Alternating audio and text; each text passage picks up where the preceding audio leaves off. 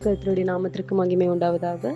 இந்த நாளில் கூட நம்ம பார்க்க போகிற வார்த்தை என்னதுன்னு பார்த்தீங்கன்னா, யோனா அவருடைய கதையை தான் நம்ம வாழ்க்கையில் அது எப்படி ரிலேட் ஆகுதுன்னு மட்டும்தான் நம்ம இன்னைக்கு என்ன பண்ண போகிறோம், பார்க்க போகிறோம்.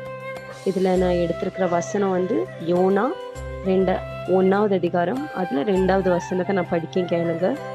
நீ எழுந்து மகா நகரமாகிய நினைவேக்கு போய் அதற்கு விரோதமாக பிரசங்கி, அவர்களுடைய அக்கிரமம் என் சமூகத்தில் வந்து எட்டினது என்றார். இந்த வசனத்தை படிக்கும் போது என்ன நமக்கு தெரியுது, இயேசுவா என்ன சொல்றாங்கன்னா, அவங்கள மகா நகரமாகிய நினைவேக்கு போய் அதற்கு விரோதமாக என்ன செய்யணுமா, பிரசங்கிக்கணுமா இல்லையா? ஸோ இதில் சொல்லியிருக்காங்க, அந்த ஊருக்கு விரோதமாக, நினைவேன்னு ஒரு பட்டணம் இருக்குது, அந்த ஊருக்கு விரோதமாக என்ன செய்யணுமா, பிரசங்கிக்கணுமா. இந்த ஸ்டோரி, இந்த கதை நமக்கு எல்லாத்துக்குமே ரொம்ப தெரிஞ்ச கதை தான். நினைவேக்கு யாரை போக சொல்லாங்களா, யோனாவை. இந்த யோனான்னு கேட்டாலே வெறுக்கமன் செய்ய பாட்டில் நமக்கு ஒரு பாட்டு ஞாபகம் வரும். அவருடைய பாட்டில் மீனின் வயிற்றிலே யோனான் துதித்தான் அப்படின்னு நம்ம கேட்டிருக்கோம், கரெக்டா? ஸோ அந்த பாட்டில் இருக்கிற ஸ்டோரி தான் இந்த இதில் ஃபுல்லாகவே இருக்குது. என்னதுன்னா, யோனா வந்து மீனின் வயிற்றிலே 3 நாள் துதிப்பாங்கண்ணா. எதுக்குன்னா, இயேசுவோட பேச்சை மீறி அவங்க எங்கே போனாங்களா, யோப்பான்னு ஒரு பட்டணத்துக்கு போனாங்களா. அந்த இடத்துலேருந்து தப்பிச்சு இயேசப்பட்டேருந்து யோப்பான்னு ஒரு பட்டணத்துக்கு போயிட்டு இருந்தாங்களா. போகும்போது என்ன ஆகுது, ஒரே அலையும், ரொம்ப அந்த போட் ஃபுல்லாக ஆடி அவங்களால போகவே முடியலையா. ஏதோ பெரிய புயல் காற்று எல்லாம் வந்திருக்கு. அந்த நேரத்தில் என்ன செஞ்சுருக்காங்களா, யோனாவை தூக்கி இதில் தண்ணியில் போட்டுட்டாங்க. தண்ணியில் போடும்போது என்னாச்சா, ஒரு பெரிய மீன் வந்து அவங்கள விழுங்கிட்டு, ஏசப்பா அந்த பெரிய மீனுக்கு என்ன செஞ்சுருக்காங்க, கட்டளையிட்டிருக்காங்க. அந்த நேரத்தில் அவங்க என்ன செஞ்சுருக்காங்களா, 3 நாள் இரவும் பகலும் துதித்திருக்காங்க. இதில் மீனின் வயிற்றிலிருந்து ஏசப்பாவை துதித்து, அப்புறம் 3வது நாள் அது வந்து கரையில் கக்கி, அதுக்கப்புறம் திரும்ப அவங்கள ஏசப்பா என்ன செஞ்சுருக்காங்க, நினைவே பட்டணத்துக்கு போய் கர்த்தருடைய வார்த்தையை சொல்லியிருக்காங்க. அவங்க சொல்லி, ஸோ இதுதான் முழுவதுமாக என்ன இருக்குது, இந்த யோனாவோட நம்ம சாப்டரில் பார்த்தோன்னா முழுசாக இந்த கதை இருக்குது. யாரை குறித்து இருக்குது, யோனாவை குறித்து, அந்த நினைவேன்னு ஒரு பட்டணத்தை குறித்து ஏசப்பா அதில் சொல்லியிருக்காங்க இல்லையா. ஸோ இதில் நம்ம பார்த்தோன்னா முதல்ல என்ன சொல்லியிருக்காங்கன்னா, இந்த கதை நம்ம வாழ்க்கையில் எப்படி உபயோகமாகுதுன்னு நம்ம பார்க்க போகிறோம். ஸ்டார்டிங்கில் நம்ம என்ன பார்ப்போம், நீ எழுந்த மகா நகரமாகிய நினைவேக்கு போய் அதற்கு விரோதமாக பிரசங்கி அப்படின்னு சொல்லும்போது அவங்க இயேசுவா என்ன செய்கிறாங்க, அவங்களுக்கு சொல்கிறாங்க. அந்த நேரத்தில் ஆனால் 3வது வசனம் பார்த்தோன்னா, யோனா 1:3 பார்த்தோன்னா, அப்பொழுது யோனா கர்த்தருடைய சமூகத்தில் நின்று விலகி தர்ஷீஷுக்கு ஓடி போகும்படி எழுந்து யோப்பாவுக்கு போய் தர்ஷீஷுக்கு போகிற ஒரு கப்பலை கண்டு கூலி கொடுத்து தான் கர்த்தருடைய சமூகத்தில் நின்று விலகும்படி அவர்களுடைய தர்ஷீஷுக்கு போக கப்பல் ஏறினான். என்ன சொல்றாங்களா, இதுல ஏசப்பா என்ன சொல்லியிருக்காங்க, நினைவே பட்டணத்துக்கு போக சொல்லியிருக்காங்க. ஆனா அவங்க எங்க போயிருக்காங்களா, யோப்பான்னு ஒரு பட்டணத்துக்கு போயிருக்காங்களா. எதுக்கு போயிருப்பாங்கன்னு நினைக்கிறீங்க நீங்க? எந்த ஒரு விஷயத்தினால இருக்கும் நீங்க நினைக்கிறீங்க? அது ஒரு பெரிய என்னமா, நினைவேன்னு ஒரு பெரிய பட்டணமா. அந்த இடத்துல அவங்களுக்கு விரோதமாக போய் இயேசுவா என்ன செய்யறாங்க, கர்த்தருடைய வார்த்தையை சொல்றாங்க. அதுக்கு பயந்து அவங்க என்ன செய்யறாங்க, முதலாக கர்த்தருடைய பேச்சை மீறி அவங்கள விட்டு ஓடி போனாங்களா. எங்க போனாங்களா, ஜோப்பாவுக்கு போனாங்களா. ஜோப்பான்னு ஒரு பட்டணத்துக்கு ஓடி போனாங்களா. ஷிப்ல போயிருக்காங்க, ஒரு போட்ல போயிருக்காங்க. அவங்க கப்பலில் என்ன செஞ்சிருக்காங்க, போயிருக்காங்க. ஸோ இதுல என்ன தெரியுதுன்னா, நம்ம வாழ்க்கையில நம்ம பார்த்தோம்னா நம்மளும் இதே மாதிரி தான் அநேக நேரத்தில் கர்த்தருடைய பேச்சு என்ன செய்கிறோம், மீறுறோம். நம்ம வாழ்க்கையில் நிறைய விஷயத்தில் கர்த்தர் நமக்கு செய்த நன்மைகள் எல்லாத்தையுமே நம்ம மறந்துருக்கோம். கர்த்தர் எப்போவுமே நம்மளோட இருக்காங்க, நம்மளை காப்பாற்ற இருக்காங்க, நமக்கு நிறைய துணையாக இருக்காங்கன்னு நம்ம எல்லாத்தையும் மறந்து, எல்லாத்தையும் நம்ம என்ன செய்கிறோம், உலக விஷயத்தை நம்பி நம்ம அது எல்லாத்தையும் பார்த்து பயந்து என்ன செய்கிறோம், ஏசப்பா சொல்கிற வார்த்தையை கூட கேட்காம என்ன செய்கிறோம், ஓடுறோம். நிறைய நேரத்தில் பார்த்தோன்னா ஏசப்பா சொல்லுவாங்க, அவங்க கிட்ட போய் நீ என் வார்த்தையை சொல்லு, இவங்க கிட்ட போய் என் வார்த்தையை சொல்லு. ஆனால் நம்ம என்ன செய்யறோமா, பயந்துருதோம். அந்த நேரத்தில் இல்லை ஏசப்பா என்னால் முடியாது அப்படின்னு என்ன செய்யறோம், அந்த இடத்தை விட்டு ஓடுறோம். அந்த இடத்தை விட்டு அவருடைய பேச்சை முதலாக நம்ம என்ன செய்யறோம், மீறுறோம். என்னால் முடியாது அப்படின்னு, நம்மளால எதுவும் முடியாதுன்னு நம்மளே என்ன செய்யறோம், டிசைட் பண்ணிக்கிறோம் இல்லையா.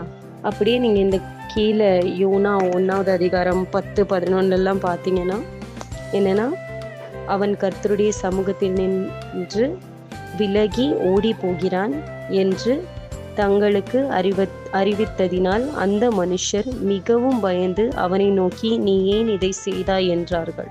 கண்டிப்பா இயேசுவோட விஷயத்தை நம்ம மீறும்போது, அவருடைய வார்த்தையை மீறி அந்த இடத்துல ஓடும்போது நமக்கு எல்லாமே என்ன நடக்கும்? அந்த இடத்துல பிரச்சனையா தான் நடக்கும். ஏசப்பா இல்லாம நம்ம இந்த உலகத்துல வாழவே முடியாது, எதையும் செய்ய முடியாது.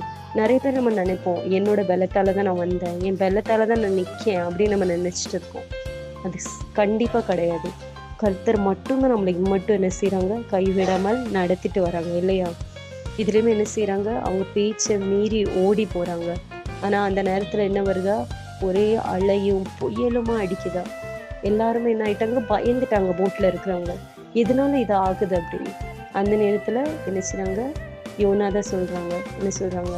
என்னை இந்த கப்பல்ல இருந்து தூக்கி வீசிருங்க, இந்த அலை எல்லாம் நின்றும், நீங்க எல்லாம் காப்பாற்றப்பட்டுருவீங்க அப்படின்னு. ஆனா அந்த இருக்கிறவங்க என்ன செய்யல. அது முதல்ல என்ன கேட்காங்க?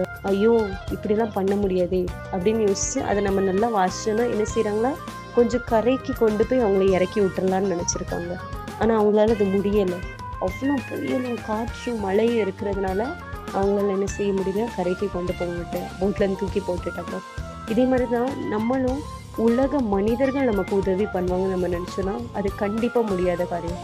கர்த்தரால மாத்திரம்தான் நம்மளை எதுலையுமே காப்பாற்ற முடியும், நம்மளை நடத்த முடியும். அவங்கள மட்டும்தான் நம்ம சார்ந்து இருக்க முடியும். உலக மனிதர்கள் கடைசி வரைக்கும் இருக்க மாட்டாங்க.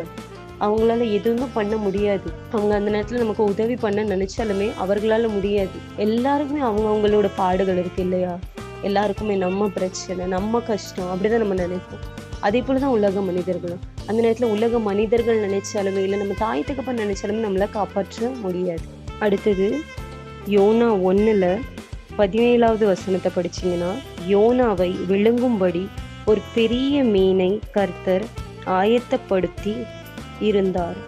அந்த மீன் வயிற்றிலே யோனா பகல் 3 நாள் இருந்தான். இதுல என்ன தெரியுதுன்னா, நம்ம வாழ்க்கையில பார்த்தோம்னா இஸ்பா பேச்சை மீறி ஓடணும், இஸ்பாவை விட்டு விலகி போனோம். அந்த நேரத்துல என்னாச்சு? நமக்கு பெரிய பிரச்சனையில மாட்டிக்கிட்டோம். பெரிய பிரச்சனையில என்ன செஞ்சிட்டோம்? மாட்டிக்கிட்டோம். நம்மளால தப்பிக்கவே முடியாது. அதுலயும் இஸ்பா என்ன செய்யறாங்க? பரவாயில்ல, அந்த பிரச்சனையிலுமே நம்ம என்ன செய்யணும்? இஸ்பாவை தேடணும். இவங்க மீனின் வயிற்றுல என்ன பண்ணிருக்காங்க? அவங்கள தூக்கி போட்டுட்டாங்க. பெரிய மீன் வந்து விளங்கிட்டு தூக்கி போட்டதுக்கு அப்புறம் என்ன செஞ்சுட்டாங்க? ஐயோ நான் பிரச்சனையில மாட்டிக்கிட்டேன், என்னால வெளியே வர முடியலையே அப்படி இப்படின்னு இஸ்பாவை திட்டல, இஸ்பா மேல கோவப்படலை. என்ன செஞ்சிருக்காங்க? இஸ்பா நான் தப்பு பண்ணிட்டேன், உங்க பேச்சை நான் மீறினேன்ல, அதனாலதான் எனக்கு இந்த தண்டனை, என்னை மன்னிச்சிருங்க இசப்பா அப்படின்னு என்ன செஞ்சிருக்காங்களா? 3 நாளும் இரவும் பகலும் என்ன செஞ்சிருக்காங்களா? ஜெபித்திருக்காங்களா. 3 நாளும் அவங்க வயிற்றில இருந்து, மீனின் வயிற்றில என்ன செஞ்சிருக்காங்களா? துதித்தார்களா. அதெல்லாம் சாதாரண காரியம் இல்லை இல்லையா? நார்மலா நம்ம மனுஷங்க பார்த்தோம்னா யாருமே மீனின் வயிற்றிலேயே 3 நாள் 1 நாள் இருக்கிறதே அதெல்லாம் நடக்காத காரியம். ஆனா கர்த்தருடைய விஷயத்த நம்ம பார்த்தோம்னா எல்லாமே சாத்தியம் இல்லையா? அடுத்ததாக யோனா 2வது அதிகாரத்துல 10வது படிச்சோன்னா, கர்த்தர் மீனுக்கு கட்டளையிட்டார், அது யோனாவை கரையிலே கக்கி விட்டது இல்லையா? இதுல நமக்கு என்ன தெரியுது? இசப்பா திரும்ப அவரே என்ன செஞ்சிருக்காங்க? யோனாவை மன்னிச்சிருக்காங்க. நம்ம வாழ்க்கையிலும் என்ன செய்யறாங்க? இசப்பா நம்மளை மன்னிக்கிறாங்க. திரும்ப மன்னிச்சுட்டு நீ எழும்பி வா, நான் திரும்ப உன்னை மன்னிச்சிட்டேன், நீ என் பேச்ச மீறினியா, பரவாயில்ல, எனக்கு பிரச்சனை இல்லை, நான் உன்னை என்ன செய்யறேன்? நான் மன்னிக்கிறேன், திரும்பி போ. 3வது அதிகாரத்துல 1வது நம்ம படிச்சோம்னா, 2ஆம் தரம் கர்த்தருடைய வார்த்தையை யோனாவுக்கு உண்டாக்கி அவர், நீ எழுந்து மகா நகரமாகிய நினைவேக்கு போய் நான் உனக்கு கற்பிக்கும் வார்த்தையை அதற்கு விரோதமாய் பிரசங்கி என்றார். இப்ப என்ன செய்யறாங்க? இசப்பா மறுபடியும் அவங்களுக்கு என்ன செய்யறாங்க? ஒரு சான்ஸ், ஒரு வாய்ப்பு கொடுக்காங்க. திரும்ப போ, எந்தி, இப்போ உன்னை நான் மன்னிச்சிட்டேன், பரவாயில்ல, எதனால நடந்துச்சு நான் மறந்துட்டேன், இனிமே நீ என்ன செய்? திரும்ப போய் என்ன செய்? நினைவே பட்டணத்துக்கு போய் என்ன செய்? என்னுடைய வார்த்தையை அவங்களுக்கு விரோதமா பிரசங்கி. இதுல என்ன தெரியுதுன்னா, ஏசப்பா ஒரு விஷயத்த, எல்லாருக்குமே ஒவ்வொரு விஷயம் வச்சிருக்காங்க. இப்ப நம்ம இந்த உலகத்துல வந்திருக்கோம், நம்ம அநேக நேரத்துல கேட்கணும், நான் எதுக்கு இந்த உலகத்துல இருக்கேன், நான் எதற்கு வந்திருக்கேன்னு. ஆனா நமக்கு புரியல நம்ம எதற்கு வந்திருக்கோன்னு. நம்ம கர்த்தருடைய விஷயத்த பண்ணதுக்கு தான் வந்திருக்கோம். இந்த உலகத்துல நார்மல் பீப்புள் மாதிரி வாழ்ற வாழ்க்கையை நம்ம வாழறதுக்கு வரல. இந்த இடத்துல எதுக்கு வந்திருக்கோமா? கர்த்தருடைய ஊழியத்தை பண்ண, கர்த்தருடைய நாமத்தை மகிமைப்படுத்த நம்ம இந்த உலகத்துல வந்திருக்கோம் இல்லையா? ஸோ ஏசப்பா என்ன செய்கிறாங்க, இப்போ ஒன்றை குறித்து வச்சுருக்காங்கன்னா அதை ஒன்றை குறித்து தான் பேசுவாங்க. கல்ல கூட ஏசப்பா என்ன செய்வாங்க, எடுத்து பயன்படுத்துவாங்களா, எடுத்து பேச வைக்க முடியுமா? ஸோ இதுலேயே புரிஞ்சுக்கோங்க, உனக்கு கொடுத்த விஷயத்த என்ன செய்வாங்க, ஒன்றை வச்சு தான் நடத்துவாங்க ஏசப்பா, இல்லையா? ஸோ இதுலேயுமே என்ன செஞ்சுருக்காங்க, யோனாக்கு மறுபடியும் ஒரு வாய்ப்பை கொடுத்து, ஓ 2ஆம் தரம் கர்த்தருடைய வார்த்தையை யோனாவுக்கு உண்டாக்கி அவர் அப்படின்னு போட்டிருக்கு. என்ன செஞ்சுருக்காங்க, திரும்ப ஒரு சான்ஸ் கொடுத்துருக்காங்க. நம்ம வாழ்க்கையிலன்னு பார்த்தோன்னா அது யோனாக்கு திரும்ப சான்ஸ் தரும். நம்ம வாழ்க்கையில் நம்ம எத்தனை பாவம், எத்தனை இயேசுப்பா வார்த்தையை மீறி, ஒரு சான்ஸ் 2 சான்ஸா இல்லை, எத்தனையோ நமக்கு வாய்ப்புகள் நமக்கு கிடைச்சிச்சு. ஆனால் இன்னுமே நம்ம என்ன செய்கிறோம், திரும்ப திரும்ப திரும்ப தப்பு பண்ணிக்கிட்டே இருக்கோம். அந்த நம்மளுடைய கர்த்தர் யாரு, ரொம்ப பொறுமை உள்ளவர், ரொம்ப அன்பானவர். அதனால நம்ம என்ன செய்யறாங்க, மன்னிச்சு விட்டு நம்மளை இவ்வளோ தூரம் கூட்டிகிட்டு வந்திருக்காங்க. நம்ம கொடுக்குற சான்ஸை நம்ம ஈஸியாக எடுத்துடக்கூடாது. சான்ஸ் கிடச்சிட்டே அப்படின்னு விட்டுறக்கூடாது. என்ன செய்யணும், அதை உபயோகப்படுத்தணும். அந்த நேரத்தில் அதை நல்லாவே பிரயோஜனப்படுத்திக்கிடணும். அதே பார்த்தீங்கன்னா அதே மாதிரி படித்து பார்த்தீங்கன்னா 3 நாள் அவங்க வயிற்றுல துப்பிச்சாங்க, அந்த மீனின் வயிற்றில். அதே மாதிரி அவங்க ஏசப்பா அந்த நினைவு பட்டணத்துக்கு நடந்து போவதுக்கும் எவ்வளோ நாள் ஆச்சா, 3 நாள் ஆச்சு. ஸோ இதில் பார்த்தீங்கன்னா பாடுகள், நம்ம ஏசப்பா நம்மளை மன்னிச்சிட்டாங்க. அதுக்கப்புறம் நம்ம வாழ்கிற வாழ்க்கை வந்து சொகுசாக ஜாலியாக சந்தோஷமாக, இப்போ தான் நான் ஜெபிக்கிறேன், இதுக்கு மேலே எனக்கு எந்த பிரச்சனையும் வராது, அப்படி கிடையாது. அதுலேயுமே அநேக பிரச்சனை, அநேக கஷ்டம் வரும். ஏசப்பா என்ன செய்வாங்க, அதுலேயுமே நிறைய உனக்கு பிரச்சனை கொடுப்பாங்க, நிறைய பிரச்சனை வரும். அதையும் நம்ம என்ன செய்யணும், ஃபேஸ் பண்ணதுக்கு ரெடியாக இருக்கணும். எபிரேயர் 4ஆவது அதிகாரம் 12 நம்ம பார்த்தோன்னா, இருபுறமும் என்ன செய்யுதுமா, கருக்குள்ள பட்டயமா இருக்குமா. இந்த வார்த்தை கேட்கும்போது என்ன தெரியுது, இந்த இருபுறமும் கருக்குள்ள பட்டயம் எப்படின்னா என்னது, 2 இடத்துலையுமே ஒன்று என்ன செய்யுமா, அறுக்குமா. 2 இடத்துலையுமே நீ நடந்து போகும்போது, ஊழிய பாதையில் இப்போ நீ போகிற இயேசுக்குள்ள பாதையில் போகும்போது உனக்கு ரொம்ப விஸ்தாரமான வழியா இருக்காதா, 2 இடமும் என்னதா, கருக்குள்ள பட்டயம். ரொம்ப இடுக்கமான இடம் தான் இருக்குமா, இடுக்கமான வாசல் வழி தான். அதை நுழைஞ்சு போது ரொம்ப கஷ்டம் தான். இந்த பக்கம் பார்த்தா பிக்கும், இந்த பக்கம் பார்த்தா அறுக்கும். ஆனால் அதையும் நம்ம கடந்து போகும்போது நமக்கு நித்திய ஜீவன் கிடைக்கும். கர்த்தருடைய பரலோக ராஜ்யத்தை நம்ம பெற்றுக்கொள்ளலாம். அதற்காக தானே நம்ம இந்த நாட்களில் போராடுறோம். இப்போ செபிக்கும், பைபிள் வாசிக்கும், எல்லாமே ஒரு பயம் ஏசப்பா மேல. எதனால, எல்லாரும் நம்ம பரலோக ராஜ்யத்தை பெற்றுக்கொள்ள தான் இந்த நாட்களில் நம்ம என்ன செஞ்சுட்டு இருக்கோம், ஒவ்வொரு நாளுமே இயேசுவோட வார்த்தை நம்ம ஒவ்வொருத்தரையும் பகிர்ந்து கொண்டுட்டு இருக்கோம். எல்லாருமே பரலோக ராஜ்யத்துக்கு வரணும்னு மட்டும் நம்ம என்ன செய்யறோம், இதெல்லாம் செஞ்சுட்டு இருக்கோம், இல்லையா? அடுத்ததா யோனா 3ல் நம்ம 6ஆவது அதிகாரம் படிச்சோம்னா, இது அந்த தேசத்தின் நினைவேன் பட்டணத்தோட ராஜா கேட்டு என்ன ஆயிட்டாங்களா, இதை கேட்டு உடனே என்ன செஞ்சிட்டாங்களா, அவங்களோட அவங்க உட்கார்ந்து அந்த த்ரோனை விட்டு அவங்க எந்திரிச்சிட்டாங்களா. எந்திரிச்சு ரொம்ப ஷாக் ஆயிட்டாங்க. ஐயோ, கர்த்தர் என்ன செய்தாங்க, கோபமா இருக்காங்களா, இந்த நினைவு பட்டணம் அழிக்கப்பட போதா, பெரிய பிரச்சனையா இருக்குமா. என்ன செய்யறாங்களா, அவங்க எல்லாருமே இஸ்பட்டை ஜெபிக்க ஆரம்பிக்காங்க, இஸ்பட்டை துதிக்க ஆரம்பிக்காங்க. இஸ்பட்டை என்ன செய்யறாங்க, ரொம்பவே எல்லாருமே சேக் க்ளோத், நார்மலான க்ளோத், ரொம்ப க்ளோத். ராஜானை எப்படி ட்ரெஸ் பண்ணியிருப்பாங்க, ரொம்ப அப்படி கிராண்டா அழகா. ஆனால் அவங்க எல்லாருமே என்ன, ஒரு நார்மல் துணியை போட்டுட்டு இஸ்பட்டை என்ன செஞ்சுருக்காங்களா, உட்காந்து ஜெபிக்க ஆரம்பிச்சிட்டாங்க. இஸ்பா எங்களுக்கு உதவி செய்யுங்க, எங்களுக்காக இறங்குங்க அப்படின்னு. அப்படி செய்யும்போது நார்மல் பீப்புளாக நம்மெல்லாம் இருக்கும்போது என்ன செய்வோம், இல்லை நான்லாம் மன்னிக்க மாட்டேன், மன்னிக்கிற குணமே நமக்கெல்லாம் நிறைய பேருக்கு என்ன இல்லை, கிடையாது. எப்போ என்ன செய்யறோம், என்னாலலாம் மன்னிக்க முடியாதுப்பா, அவ தானே தப்பு பண்ணா, நான் எங்கே தப்பு பண்ணேன் அப்படின்னு நிறைய நேரத்தில் அப்படி இருக்கும். ஆனால் கர்த்தர் அப்படி கிடையாது. இப்போ என்ன செய்யறாங்க, எல்லாத்துக்குமே நிறைய சான்ஸ் கொடுப்பாங்க. நிறைய பேருக்கு என்ன செய்யறாங்க, மன்னிப்பு. இப்போலாம் ரொம்ப கோபமும் கொஞ்ச நேரம், ஆனால் அவங்களுடைய தயவும் நம்ம ஆயுள் முழுக்க இருக்குதா அப்படின்னு வசனம் இருக்கு. உண்மையாவே பார்த்தா இயேசுவோட கோபம் என்ன, சின்ன கொஞ்ச நேரம் தான். அந்த கொஞ்ச நேரம் நம்மள்ட்ட காட்டினா நம்மளால என்ன செய்ய முடியாது, தாங்க முடியாது. அப்படியே பார்த்தா யோனாவது 3ஆவது அதிகாரத்தில் 10ஆவது வசனம் பார்த்தா இயேசுவை என்ன செஞ்சுட்டாங்க, அவங்களுடைய அந்த விஷயத்தை வச்சு அவங்களோட பிஹேவியரை சேஞ்ச் பண்ணிட்டாங்க. அவங்க வைக்கெட்னஸ் எடுத்ததுக்கப்புறம் இயேசுவை என்ன செஞ்சுட்டாங்க, சரி நீ உன் தப்பை உணர்ந்துட்டல, நீ அதுக்கு மன்னிப்பு கேட்டல, நான் உன்னை மன்னிச்சிருவேன் அப்படின்னு என்ன செஞ்சுருக்காங்களா, இயேசப்பா மன்னிச்சு விட்டுட்டாங்களா. நம்மளோட வாழ்க்கையில அநேக நேரம் நம்ம நிறைய தப்பு பண்ணுறோம். இப்போ கூட நம்ம வாழ்க்கையில் நிறைய தப்பு, நானுமே இந்த இடத்துல இப்போ பேசுகிறேன்னா நான் கூட சரி கிடையாது. அநேக விஷயத்தில் நம்ம என்ன செய்கிறோம், தப்பாக இருக்கிறோம். ஆனாலும் கர்த்தர் என்ன செய்கிறாங்க, அந்த தப்புனால நம்மளை வெறுக்கலை, நம்மளை தள்ளலை, நம்மளை தூரமாக்கலை, நம்மளை ஜட்ஜ் பண்ணலை. என்ன செய்கிறாங்க, சரி என் பிள்ளை தானே நீ, நான் உன்னை மன்னிக்கிறேன், உனக்கு திரும்ப ஒரு வாய்ப்பு கொடுக்க, எழும்பி வா, திரும்ப என்ன என்கிட்டே வந்துரு, அழிந்து போயிடாது அப்படின்னு என்ன செய்யறாங்களா, நம்மளை மன்னிச்சு ஏற்றுக்கொள்றாங்களா. ஆனா இதெல்லாம் யோனா பார்த்துட்டு என்ன செய்யறாங்களா, கோவப்படுறாங்களா. அவங்க என்ன செய்யறாங்களா, கோவப்படுறாங்களா. இன்னைக்கு என்ன இசப்பா இதுக்கா என்ன கூட்டிட்டு வந்தீங்க. இதுல நம்ம யோனா 4வது அதிகாரத்துல நம்ம 1-2 வசனம் படிச்சோம்னா, நான் படிக்க கேளுங்க.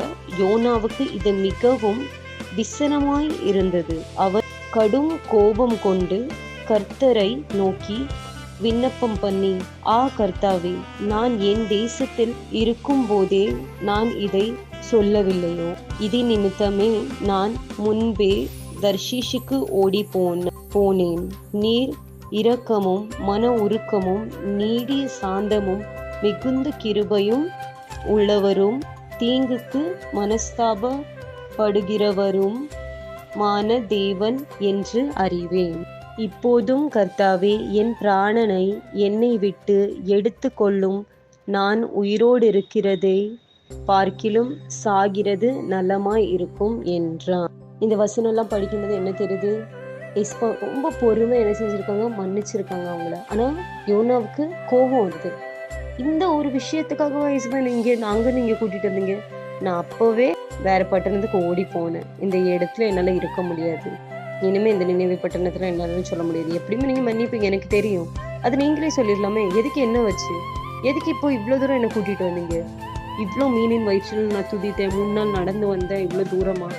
என்ன இந்த சின்ன விஷயத்துக்காகவா, நீங்க மன்னிக்கிறதுக்காகவா நான் அதை பார்க்கறதுக்கு வந்தேன்? இது நீங்களே மன்னிச்சிருக்கலாமே, எதுக்கு என்ன கூப்பிட்டீங்க அப்படின்னு என்ன செய்யறாங்களா, யோனா கேட்குறாங்க. அதுக்கு கோபமாகி என்ன சொல்லியிருக்காங்களா யோனா. இப்போ 3வது வசனம் படிச்சீங்கன்னா, இப்போதும் கர்த்தாவே, என் பிராணனை என்னை விட்டு எடுத்துக்கொள்ளும்.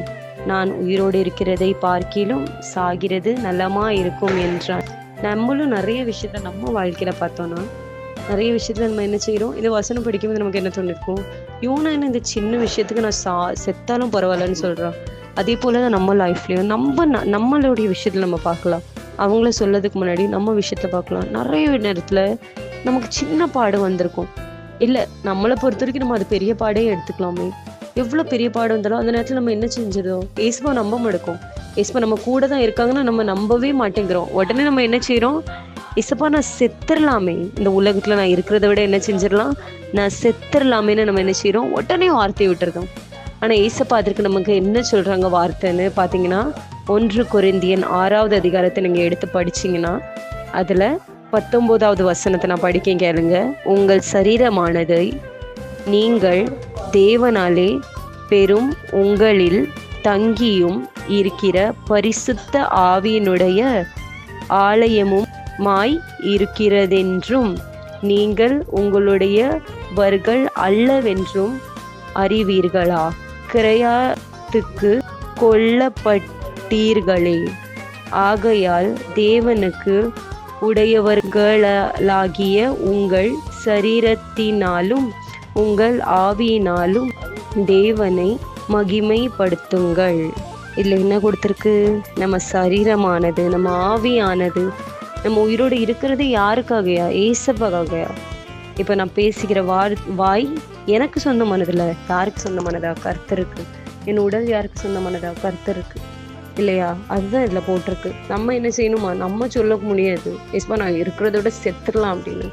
அந்த வார்த்தை நம்ம எப்பவுமே யூஸ் பண்ணக்கூடாது. ஏசப்பா என்ன சொல்றாங்க, நீ சாவியா? அது எப்படி? உன்னை இந்த உலகத்துல நான் சாகிறதுக்கா கூட்டிட்டு வந்தேன். உன்னுடைய ஒரு பாடு, சின்ன பாடு தான் கொடுத்தேன். அந்த பாடை பார்த்துட்டு நீ என்ன செஞ்சுட்ட, செத்துடலாமே அப்படின்னு சொல்றியே, இதெல்லாம் என்ன நியாயமா, இதெல்லாம் கரெக்டா அப்படின்னு ஏசப்பா நினைச்சாங்க, கேட்காங்க. இந்த வசனத்துல என்ன போட்டிருக்கு, உன்னுடைய சரீரம் உனக்கு அல்ல, அது உனக்கு சொந்தமானதே இல்லம்மா. அதை புரிஞ்சுக்கோங்க எல்லாரும். ஏசப்பா ஜோனாவை பார்த்து ஜோனா 4வது அதிகாரத்துல 4வது வசனத்துல என்ன கேட்காங்கன்னா, அதற்கு கர்த்தர், நீ எரிச்சலாய் இருப்பது நல்லதோ என்றார். இதே இங்கிலீஷ்ல படிச்சேன்னா, இங்கிலீஷ்ல என்ன போட்டிருக்குன்னு பாத்தீங்கன்னா, the Lord answered, what right have you to be angry? என்ன கேட்டிருக்காங்கன்னா, என்ன அதிகாரம் இருக்கு உனக்கு நீ கோவப்படுறதுக்கு? என்ன கேட்காங்க, நம்ம எல்லாத்தையும் பத்தி தான் ஈஸ்வரன் இன்னைக்கு இந்த வசனத்தை வச்சு கேட்காங்க. உனக்கு என்ன அதிகாரம் இருக்கு நீ கோவப்படுறதுக்கு? அந்த சரீரம் உன்னோடது இல்ல, நீ அதை வச்சு கோவப்படுறதுக்கு? நீ இவ்வளவு தூரம் நடந்து போயிருக்கியே, நீ இப்போ வரைக்கும் உன் வாழ்க்கையில கிராஸ் பண்ணிட்டு வரைய ஒவ்வொரு பிரச்சனையும் உனக்கு ஜீவன் பலன் அந்த இடத்துல நிக்க தெம்பு கொடுத்தது யாரு? நான். நீ உன்னோடதே கிடையாது. முதல்ல அதை புரிஞ்சுக்கோ. நீ என்ன, உனக்கு அதிகாரம் இருக்கு நீ கோவப்படுறதுக்கு ஏசப்பா மேல? இல்லையா? நம்ம நார்மலா யோசிச்சு பார்க்கணும். இந்த உலகம் நம்ம யாருக்காக வந்திருக்கோம்? ஏசப்பாக்காக. நம்மளை யார் படைச்சாங்க? ஏசப்பா. இந்த மூச்சு நமக்கு ஓடுது, இது யார் கொடுத்தா? ஏசப்பா மட்டும்தான். ஸோ நம்ம கோவமும் படுறதுக்கு நமக்கு அதிகாரமே இல்லை, இல்லையா? ஏசப்பா அவ்வளோ கோவப்பட்டு ஏசப்பா அந்த நேரத்தில் கேட்காங்க, நீ இப்படி கோவப்படுறது நியாயமே கிடையாதுன்னு. அதனால ஏசப்பா விடலை. அவங்க யோனாவை அப்படியே போ அப்படின்னு விடலை.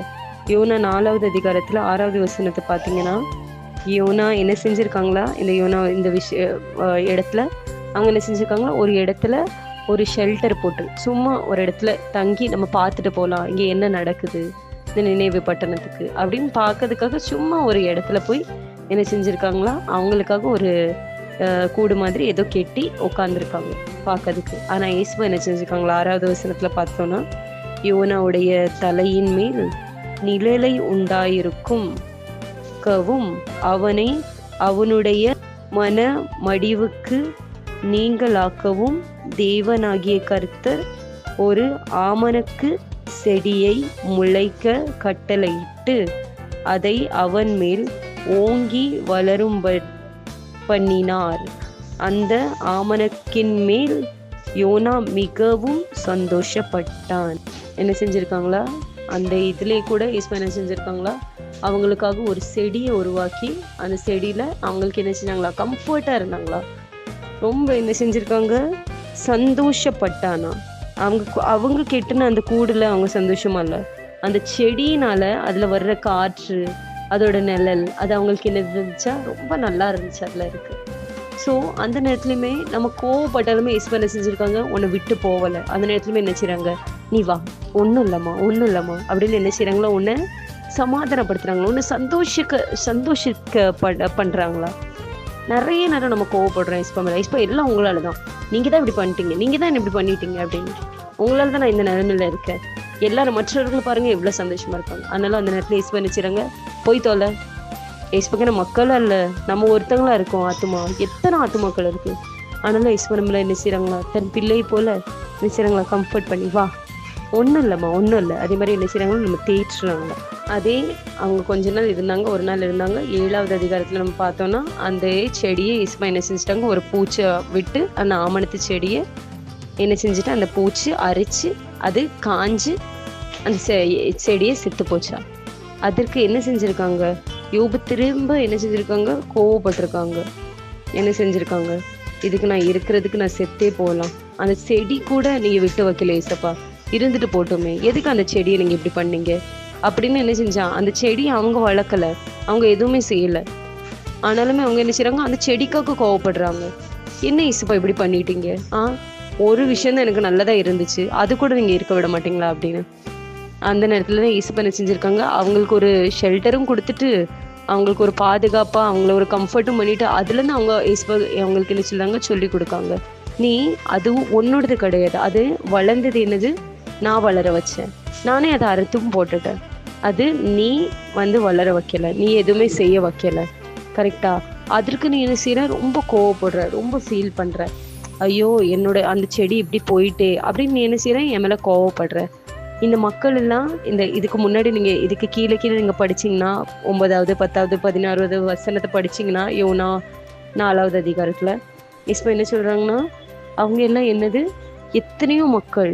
நம்ம அந்த 11 பார்த்தீங்கன்னா, வலது கைக்கும் இடது கைக்கும் வித்தியாசம் அறியாத 120,000 பேர்களுக்கு அதிகமான மனுஷர்கள்.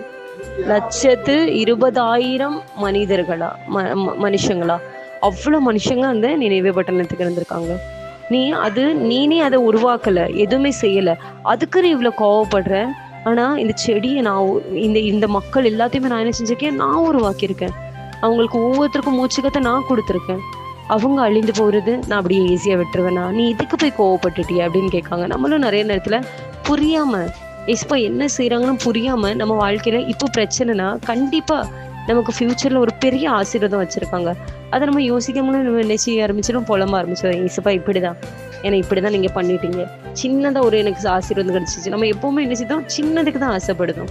எஸ்பா எனக்கு இந்த வீடு போதும் எஸ்பா, எனக்கு இந்த விஷயம் போதும் எஸ்பா, எனக்கு இவ்வளவு போதும் எஸ்பா அப்படின்னு நம்ம கேட்கும். ஆனா எஸ்பா இல்ல, என் பிள்ளைக்கு நான் பெருசா வச்சிருக்கேன் அப்படின்னு நமக்கு பெரிய விஷயமா எஸ்பா உண்டாகிருக்காங்க. ஆனா நம்ம அதை தெரியாமல என்ன செய்ய ஆரம்பிச்சதும், கத்த ஆரம்பிச்சிருந்தோம். என்ன எஸ்பா நீங்க இப்படிதான் அப்படிதானே. நம்ம எப்பவுமே அதே போல இல்லாதபடி இந்த யோனா நிறைய இந்த விஷயத்துல தப்பு பண்ணியிருக்காங்க. அதே போல நம்ம விஷயத்துல தப்பா இல்லாதபடி நம்ம இஸ்பனை செஞ்சு மன்னிப்பு கேட்டு மனம் திரும்பி அவங்க கொடுக்குற வாய்ப்பை நம்ம உபயோகப்படுத்தி நல்லபடியா உபயோகப்படுத்தி இப்போ இந்த வார்த்தையெல்லாம் கேட்டுட்டு நம்ம நிம்மதியா சந்தோஷமா இனிமே நம்ம இப்படி இருப்போம் அப்படின்னு நம்ம நினைப்போம். ஒரு நாள் 2 நாள் அதை கடைபிடிப்போமா, அதுக்கப்புறம் அதை மறந்துடுதோம், அதை விட்டு விலகிடுதோம். அப்படி இல்லாம அது கடைசி வரைக்கும் உங்கள்கிட்டயே நிலைத்து இருக்கணும், உங்க மனதிலே இருக்கணும். இல்ல என் இயேசுப்பா என்ன அதிகமா நேசிக்கிறாங்க, அவங்க மட்டும்தான் நேசிக்கிறாங்க. என் மேல கோபமாவும் இருந்தாலும் ரொம்ப நேரம் இல்லை. இந்த யோனாவையும் பாருங்க, கோபமா இருந்தாங்க இயேசுப்பா அதை கேட்டாங்க, எதுக்கு நீ கோவப்படுற, எதுக்கு நீ கோவப்படுற அப்படின்னு. இயேசுப்பா உடனே மன்னிச்சாங்க. மன்னிக்கிற தேவன், மனதுருகிற தேவன், எல்லாமே நீடிய சாந்தம் பொறுமை உள்ளவர். எல்லாத்தையுமே நம்ம என்ன செய்யணும், பொறுமையை ஏற்றுக்கொள்ளணும். உண்மையை கடைசி ஒரு வசனம் சொல்லி நான் முடிக்க விரும்புறேன். யோபு 1:21 வசனம் படிச்சோன்னா, யோபு என்ன சொல்றாங்களா இயேசுப்பா அவங்கள பார்த்து, நீ யாரையும் பார்த்து சொல்றாங்க, ஒருத்தரை பார்த்து, நான் ஒழுங்கா படிக்கல, ஆனாலும் என்ன சொல்றாங்கன்னா, நிர்வாணியாய் என் தாயின் கற்பத்திலிருந்து வந்தேன், நிர்வாணியாய் அவ்விடத்துக்கு திரும்புவேன். கர்த்தர் கொடுத்தார், கர்த்தர் எடுத்தார், கர்த்தருடைய நாமத்துக்கு ஸ்தோத்திரம் என்று. இந்த வசனத்தை நான் எதுவுமே புரிய வைக்கவே தேவை கிடையாது. என்ன செஞ்சிருக்காங்க, யோபு எவ்வளவு தாழ்மையா என்ன சொல்லியிருக்காங்க, நிர்வாணி தான் ஐயா வந்த, நிர்வாணியை தான் போக போறேன். எல்லாமே என்ன செஞ்சாங்க, இயேசுவை கொடுத்தாங்க, அவர் எடுத்தார், அவ்வளவுதான். இது நம்ம எப்பவுமே நம்ம வாழ்க்கையில நம்ம ஞாபகம் வச்சுனா போதும். நம்ம எப்பவுமே என்ன செய்யலாம், இயேசுக்குள்ள சந்தோஷமா நிம்மதியா இயேசுவோட வார்த்தையை சொல்லிட்டு அவர் நமக்கு கொடுக்குற மன்னிப்போ, அவர் நமக்கு கொடுக்குற தயவோ பெற்றுக்கொண்டு அநேக பேருக்கு அதை நம்ம பரிசத்துக்கு சந்தோஷமா இருக்கலாம். கர்த்தர் தாமே இந்த வார்த்தையை ஆசீர்வதிப்பாராக. ஆமீன்.